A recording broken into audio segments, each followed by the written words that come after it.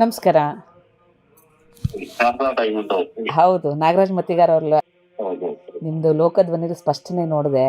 ನನಗೊಂದೆರಡು questions ಇದ್ರು, ಅದಕ್ಕೆ ನಿಮ್ಮ ಹತ್ರನೇ ಕ್ಲಾರಿಫೈ ಮಾಡ್ಕೊಳ್ಳೋಣ ಅಂಥೇಳಿ ಮಾಡಿದೆ ಸರ್. ಏನಿಲ್ಲ, ಲೋಕಧ್ವನಿ ಸ್ಪಷ್ಟನೆ ಚೆನ್ನಾಗಿ ಕೊಟ್ಟಿದ್ದೀರಾ. ನಾನು ಪೋಸ್ಟ್ ಹಾಕಿರೋದು ನೀವು ನೋಡಿರ್ಬೋದು, ನಿಮ್ಮ ಹತ್ರ ಬಂದಿರ್ಬೋದು ಇಷ್ಟೊತ್ತಿಗೆ. ನಮ್ಮದು ಪ್ರಶ್ನೆ ಇದ್ದಿದ್ದು ಒಂದೇ. ನೀವು ಲೋಕಧ್ವನಿ ಪೇಪರಲ್ಲಿ ಫ್ರಂಟ್ ಪೇಜಲ್ಲಿ ಗುರುಗಳು 1 ಅವರ್ಗಿಂತ ಜಾಸ್ತಿ, ಕರೆಕ್ಟ್ ಅಲ್ವಾ, ಭೇಟಿಯಾಗಿ 1 ಗಂಟೆಗೂ ಅಧಿಕ ಸಮಯ ಮಾತುಕತೆ ನಡೆಸಿ ಆಶೀರ್ವಾದ ಪಡೆದಿರುವುದು ವಿಶೇಷವಾಗಿದೆ ಅಂತ ಹಾಕಿದ್ದೀರಾ ಈ ಹುಡುಗಿ ಬಗ್ಗೆ, ಕರೆಕ್ಟ್ ಅಲ್ವಾ? 1 ಗಂಟೆ ಅನ್ನೋ ಮಾಹಿತಿ ನಿಮ್ಗೆ ಯಾವ ವರದಿಗಾರ ಕೊಟ್ಟಿದ್ದು ನಿಮಗೆ? ನೀವು ಅದು ಹೆಂಗೆ ನಿಮಗೆ ಖಾತ್ರಿ ಪಡಿಸ್ಕೊಂಡ್ರಿ? ಯಾಕಂದರೆ ಆ ಹುಡುಗಿನೂ ನಾನು 1 ಗಂಟೆ ಮಾತುಕತೆ ಮಾಡಿಲ್ಲ, ಅದು ದರ್ಶನ ಅಷ್ಟೇ, ನಾನು ದೂರದಿಂದ ನೋಡ್ಕೊಂಬಂದಿರೋದು ಗುರುಗಳಿಗೆ ಅಂತ ಹೇಳಿದ್ದಾಳೆ. ಮಠದಿಂದ ಕೂಡ ಈಗ ನೋಡಿ, ಈ ಸುದ್ದಿ ನೀವು ಹಾಕಿರೋದು 20ನೇ ತಾರೀಕಿಗೆ, ಮಠದಿಂದ ಸ್ಪಷ್ಟೀಕರಣ ಸಿಕ್ಕಿದ್ದು 25ನೇ ತಾರೀಕಿಗೆ, ಕರೆಕ್ಟ್ ಅಲ್ವಾ? ನಿಮಗೆ ಯಾರಿದು 1 ಗಂಟೆ ಮೀಟ್ ಆಗಿದ್ದು ಅಂತೇಳಿ ನಿಮಗೆ ಸುದ್ದಿ ಕೊಟ್ಟವ್ರು ಯಾರು? ಯಾಕಂದರೆ ನಾನು ಇವಾಗ ಮಠದಲ್ಲಿರೋನೆಲ್ಲ ವಿಚಾರಿಸ್ದೆ, ಗುರುಗಳು ಸಿಗೋದೇ ಕಷ್ಟ, 5 ನಿಮಿಷ ಸಿಗೋದು ಕಷ್ಟ. ಅಂಥದ್ರಲ್ಲಿ 1 ಅವರ್ ಅಂತ ನಿಮಗೆ ಯಾವ ವರದಿಗಾರರು ಕೊಟ್ಟಿದ್ದು ನ್ಯೂಸ್? ನನಗೆ ಯಾಕಷ್ಟು ನೀವೆಲ್ಲ ತಲೆವೇಸಿ ಮಾಡ್ಕೊತಾ ಇದ್ದೀರಿ? ಅಲ್ಲ, ನನಗೆ ಇವಾಗ ನೀವುಗಳು ಇಷ್ಟೊಂದು ತಲೆ ಕೆಡಿಸ್ಕೊಂಡು ಯಾವುದೋ ಒಂದು ಹುಡುಗಿದು ಫ್ರಂಟ್ ಪೇಜಲ್ಲಿ 1 ಗಂಟೆಗೂ ಅಧಿಕ ಅಂತ ನೀವು ಇಷ್ಟು ಕಲರ್ಫುಲ್ಲಾಗಿ ನ್ಯೂಸ್ ಹಾಕುವಂಥದ್ದು ಅವಶ್ಯಕತೆ ನಿಮಗೇನಿತ್ತು? ಏನು ದುರುದ್ದೇಶ ಇತ್ತು ಇದ್ರ ಹಿಂದೆ ಅನ್ನೋದು ನನ್ನ ಪ್ರಶ್ನೆ. ಈಗ ನೋಡಿ, ನಮ್ದು ಇವಾಗ ಒಂದು ಸಿಂಪಲ್ ಪ್ರಶ್ನೆ ನಾಗರಾಜ್ ಅವರೇ, ನಿಮಗೆ 1 ಗಂಟೆ ಅಂತ ಮಾಹಿತಿ ಯಾರು ಕೊಟ್ಟರು ಅಷ್ಟು ಹೇಳ್ಬಿಡಿ ಸಾಕು. ಯಾಕಂದ್ರೆ ಇದು ಮಠದ ಬಗ್ಗೆ, ಅದು ಗುರುಗಳ ಬಗ್ಗೆ ಸುಳ್ಳು ಸುದ್ದಿ. ಇದು ಆ ಹುಡುಗಿ ಬಗ್ಗೆ ಬಿಟ್ಬಿಡಿ, ಆ ಹುಡುಗಿ ಬಗ್ಗೆ ಅದು ಮಾತೇ ಅಲ್ಲ. ಇವಾಗ ಈಗ ಗುರುಗಳು 1 ಗಂಟೆ ನಿಮಗೆ ಸಿಕ್ಕಿದ್ದಾರೆ ಅಂತ ನೀವು ಬರ್ದಿರೋದೇ ಸುಳ್ಳು ಸುದ್ದಿ. ಯಾಕಂದ್ರೆ ಗುರುಗಳು ಯಾರಿಗೂ 5 ನಿಮಿಷ ಕೂಡ ಸಿಗ್ತಾ ಇಲ್ಲ, ಅವ್ರು ಸಾಧನೆಯಲ್ಲಿ ಬಿಸಿ ಇದ್ದಾರೆ. ಹೆಂಗ್ ಬರೆದ್ರಿ ಇದನ್ನ?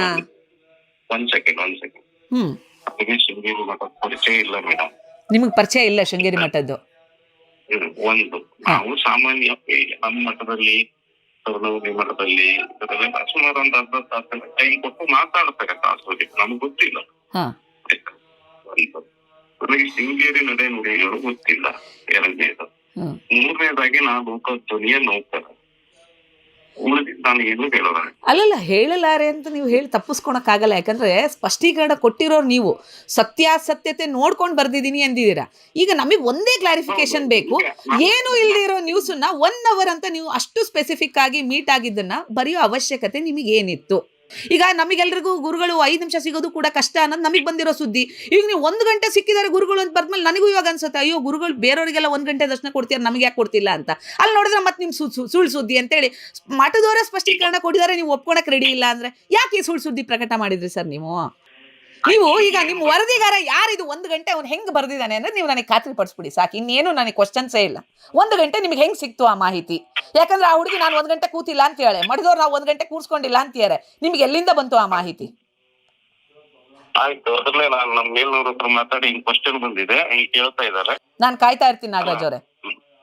ನನಗೆ ಮೇಡಮ್ ಇವತ್ತು ಟೈಮ್ ಇಲ್ಲ, ನೀವು ವಾಪಸ್ ಬರೋವರೆಗೂ ನಾನು ನಿಮಗೋಸ್ಕರ ಕಾಯ್ತಾನೆ ಇರ್ತೀನಿ. ನೀವು ಇಲ್ಲಿಂದ ಇನ್ನೊಂದು ವಾರಕ್ಕೆ ಬರ್ತೀರಾ? ಬನ್ನಿ. ಯಾಕಂದ್ರೆ ಇದು ಒಂದು ಅಭ್ಯಾಸ ಆಗ್ಬಿಡುತ್ತೆ ವರದಿಗಾರರಿಗೆ ಸುಳ್ಳು ಸುದ್ದಿ ಪ್ರಕಟಣೆ ಮಾಡೋದು. ಇದು ಇಲ್ಲಿಗೆ ನಿಂತು ಬಿಡಬೇಕು ನಾಗರಾಜ್ ಅವರೇ.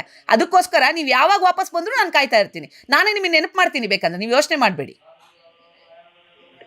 ನನಗೆ ನೋಡಿ ಮೇಡಮ್, ನಿಮ್ಮ ವಾಟ್ಸಪ್ ಅಲ್ಲಿ ಈಗ ನೀವೇ ಹೇಳಿದ್ರಿ, ನಾನು ಕೇಳಿ ಮೇಲ್ನವ್ರಿಗೆ ಕೇಳಿ ವಾಪಸ್ ಬರ್ತೀನಿ ಅಂತ. ನಿಮ್ಮ ಮಾತಿಗೆ ನೀವು ಸ್ಟಿಕ್ ಆನ್ ಆಗಿ, ನೀವು ನಿಮ್ಮ ಮೇಲ್ನವ್ರನ್ನ ಕೇಳಿ ನೀವು ವಾಪಸ್ ಬನ್ನಿ.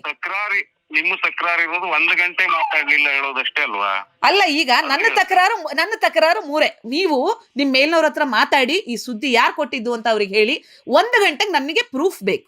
ಇಲ್ಲ ಅಂತಂದ್ರೆ ಮಡದವ್ರು ಬಿಡ್ಬೋದು. ನೀವು ಈ ಸುಳ್ಳು ಸುದ್ದಿ ಹಾಕಿದ್ದೀರಾ ಅಂತ ನಾನಂತೂ ನಿಮ್ಮ ಮೇಲೆ ಒಂದು ಕೇಸ್ ಫೈಲ್ ಮಾಡ್ತೀನಿ ನಾಗರಾಜ್ ಅವರೇ. ಈಗ ನೋಡಿ, ನನ್ನ ಪ್ರಶ್ನೆ ಇಷ್ಟೇ, ಶೃಂಗೇರಿ ಮಠದ ಬಗ್ಗೆ ಸುಳ್ಳು ಸುದ್ದಿ ಬಿತ್ತನೆ ಆಗಿದೆ ನಿಮ್ಮ ಪೇಪರ್ ಇಂದ.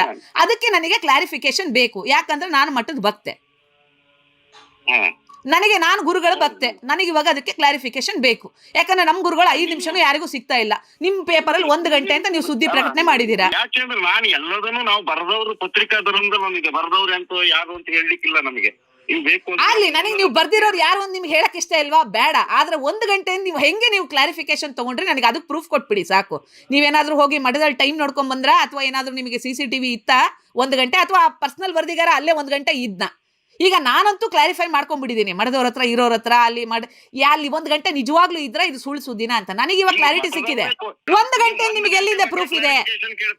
1 ಗಂಟೆ ಅಂತ ಆಯ್ತು ನಾಗರಾಜ್ ಅವರೇ, 1 ಗಂಟೆ ನಿಮಗೆ ಎಲ್ಲಿ ಪ್ರೂಫ್ ಇದೆ? ನನಗೆ ಇವಾಗ 1 ಗಂಟೆ ಅವ್ರು ಇರ್ಲಿಲ್ಲ ಅಂತ ನನಗೆ ಕ್ಲಾರಿಫಿಕೇಶನ್ ಇದೆ, ಆಯ್ತಾ? ನನಗೆ ಇವಾಗ ಕ್ಲಾರಿಟಿ ಇದೆ. ನಿಮಗೆ ಎಲ್ಲಿದೆ ಇವಾಗ? 1 ಗಂಟೆ ನಿಮ್ಗೆ ಎಲ್ಲಿಂದ ಸಿಕ್ತು ನ್ಯೂಸ್? ಅದು ನನಗೆ ಉತ್ತರ ಕೊಟ್ಟುಬಿಡಿ ಸಾಕು, ಮಿಕ್ಕಿದ್ದೇನು ಪ್ರಶ್ನೆ ಇಲ್ಲ. ಈಗ ನೀವು ನಿಮ್ಮ ಮೇಲ್ನವ್ರನ್ನ ಕೇಳಿ ಉತ್ತರ ಹೇಳ್ತೀನಿ ಅಂದ್ರಿ ನನಗೆ. ಗೊತ್ತಿಲ್ಲ ಮೇಡಮ್, ನೀವು ಒಂದ್ ಕೆಲಸ ಮಾಡಿ, ಭಟ್ರಿಗೆ ಮಾತಾಡಿ. ಈಗ ಹಂಗಾರೆ ನಿಮಗೆ ಇವಾಗ ಕ್ಲಾರಿಟಿ ಇದೆ, ಭಟ್ರಿಗೆ ಮಾತಾಡಿದ್ರೆ ಉತ್ತರ ಸಿಗುತ್ತೆ ಅನ್ನೋ ಒಂದು ಕ್ಲಾರಿಟಿ ಇದೆ ನಿಮಗೆ ಇವಾಗ. ಹೌದು ಮಾತಾಡಿ. ಸರಿ ಆಯ್ತು, ಮಾತಾಡೋಣ. Thank you.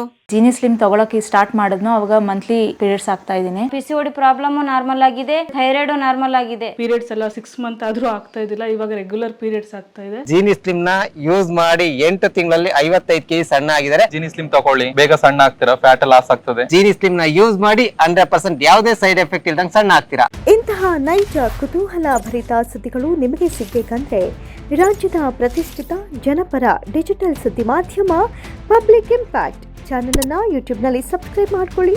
ವಿಡಿಯೋ ಇಷ್ಟವಾದರೆ ಲೈಕ್ ಮಾಡಿ, ನಿಮ್ಮ ಇಷ್ಟದವರಿಗೆ ಶೇರ್ ಮಾಡಿ ನಮ್ಮನ್ನು ಪ್ರೋತ್ಸಾಹಿಸಿ. ಹಾಗೆಯೇ ಫೇಸ್ಬುಕ್ನಲ್ಲಿ ಪಬ್ಲಿಕ್ ಇಂಪ್ಯಾಕ್ಟ್ ಫಾಲೋ ಮಾಡೋದನ್ನು, ಇನ್ಸ್ಟಾದಲ್ಲಿ ಜೊತೆಯಾಗೋದನ್ನು ಮಿಸ್ ಮಾಡಬೇಡಿ. ಜಾಹೀರಾತು ಹಾಗೂ ಬಿಸ್ನೆಸ್ ಪ್ರಮೋಷನ್ಗಾಗಿ ಸಂಪರ್ಕಿಸಿ 9606037450 ಅಥವಾ 9353224116. ಇದು ಪಬ್ಲಿಕ್ ಇಂಪ್ಯಾಕ್ಟ್, ಜನಶಕ್ತಿಯೇ ನಿರ್ಣಾಯಕ.